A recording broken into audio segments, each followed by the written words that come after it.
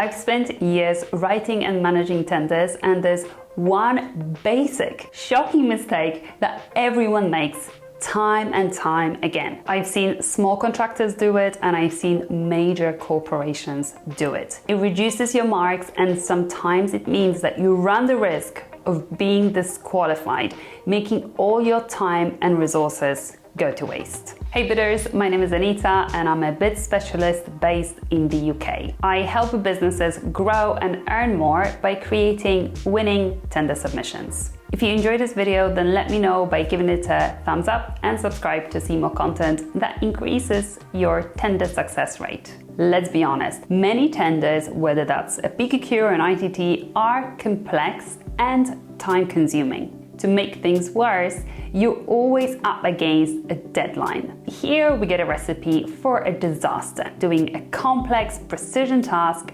under pressure. When this happens, and it happens more often than not, people start rushing and cutting corners. So you take the tender question really quickly, start writing, hit submit, and proudly think to yourself, that was close, but we made it before the deadline.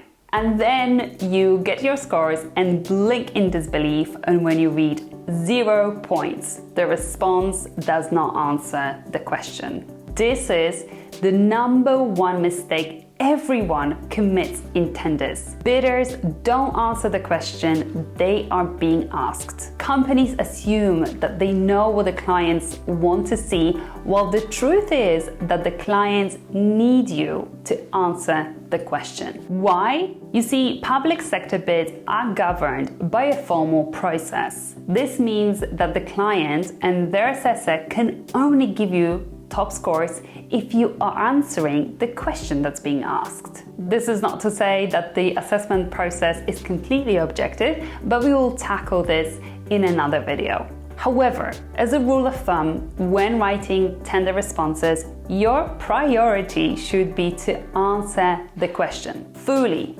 all parts of it, all subsections, the parentheses, the reference, like the whole thing. Otherwise, you're not giving the assessor the chance to give you those top scores. And I'm well aware that the questions that you might be tackling in your tenders are super long and incredibly complicated, but don't fret. There are things that you can do to make this easier.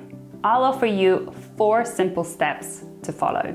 This is not perfect and you're still gonna have to do the work, but I promise it will help. How to answer tender questions in 4 steps. Number 1 is to read the questions several times and ideally out loud to understand them. The things to ask yourself here are, what am I being asked to do? For example, do I need to present my overall company health and safety strategy, or are they asking me to write a health and safety methodology tailored to the project I'm bidding for? These are 2 very different things. Are there any sub-paragraphs to this question?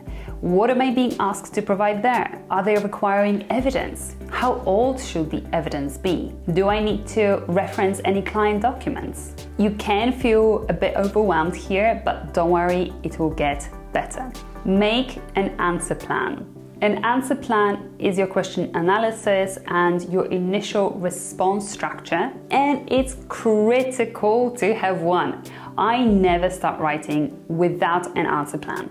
It breaks down the question into smaller, manageable chunks, and it gives you a structure to follow. Instead of going, here's all I know about health and safety, you'll tackle the question bit by bit. Ideally, your answer plan should reflect the question. For example, if the question is divided into 3 parts, A, B, and C, your high-level response structure should mirror that. Brainstorm/storyboard the questions with your team. This is all about getting other people involved in the response creation. Arrange a storyboard meeting where you will consult others about their understanding of the question and agree on a uniform interpretation of it.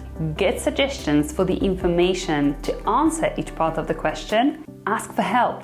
You might need other people to feed into your question. And finally, set a deadline so you can get everything you need to write your answer without stressing out. To find out more about storyboarding meetings, check out this video. And finally, get someone to review your draft.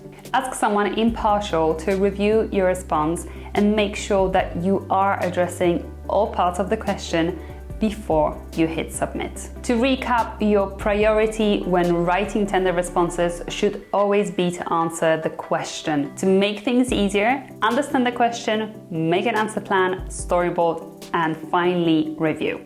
Let me know below what are the biggest pitfalls that you face in your bid team. And if you need a hand with some tricky tender questions, then drop me an email. I've got another video that I think you will love where I explain what bid writers do and whether you need to hire one. So if you want to check that out, click or tap the screen now. Keep winning, and I can't wait to see you in another video.